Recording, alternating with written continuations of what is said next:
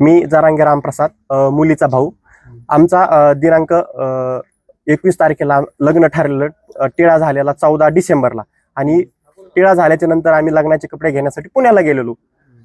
आमच्यासोबत नवरदेव उपनिरीक्षक पवन निंबाळकर साहेब हे आणि त्यांचा एक मित्र स्कॉर्पिओ गाडीने गेलो. गेल्याच्या नंतर आम्हाला दुकानामध्ये सोडलं गेलं. तिथून ते आम्हाला कपडे घ्यायला आमच्यासोबत नव्हते, त्यांनी दुसरीकडे कपडे घेतले. आणि कपडे घेत असताना त्यांनी फोन केला की तुम्ही तुमची चॉईस करा कपडे, मी तिथं कपडे घेत नाही, मी दुसरीकडे घेतोय. मी विचारलं की असं का बाबा, की ते म्हणले नाही मला इकडे शिवायचे. कपडे घेऊन आलो. घेऊन आल्याच्या नंतर तेसगावमध्ये त्यांनी आम्हाला सोडलं. त्यांनी दुसरी गाडी बोलवून घेतली. बोलवून घेतल्याच्या नंतर आम्हाला दोन आमचे त्यांच्यासोबत व्यक्ती होते, ते दोन बसवले आमच्या गाडीत. ते म्हणले हे माझे जोडीदार सोडतील तुम्हाला. मग ते त्या दुसऱ्या मार्गाने निघून गेले. असं केल्याच्या नंतर हा प्रकार झाला आदल्या दिवशी. दुसऱ्या दिवशी नंतर त्यांचा फोन आला मला, की फोन आला तुम्ही चकलांब्याला या, आमच्या घरी या. घरी आलं, आम्हाला वाटलं काहीतरी बोलायचं असेल पुढचं नियोजन वगैरे. गेल्याच्या नंतर त्यांनी आम्हाला असं सांगितलं की मला तुमच्या मुलीसोबत लग्न करायचं नाही. हे ऐकल्याच्या नंतर आमच्या पायाखालची जमीन घसरली.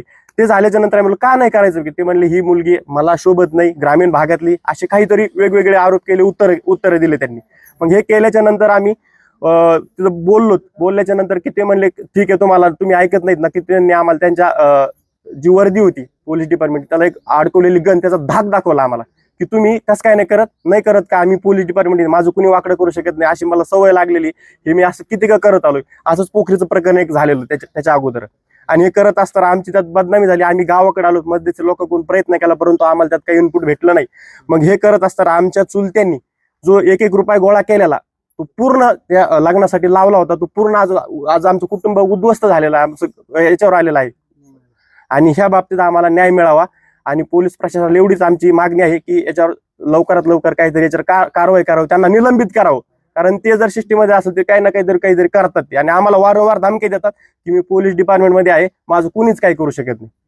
भावना काय, आता आम्ही इतका खर्च 1-1 रुपया जमा केलेला आहे, इतका खर्च झाला आमच्या, असा जीवाला धक्का बसला. असं एक घटना घडली, सारं झालतं, लग्न 8 दिवसावरच आलतं. आमचे सारे लेकरं बाळ सारे हे दिनालेवानी बसले.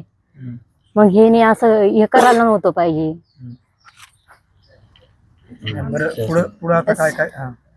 शासनाने याला सजा दिली पाहिजे, काहीतरी केलं पाहिजे, आमचा खर्च द्यावा ह्याने.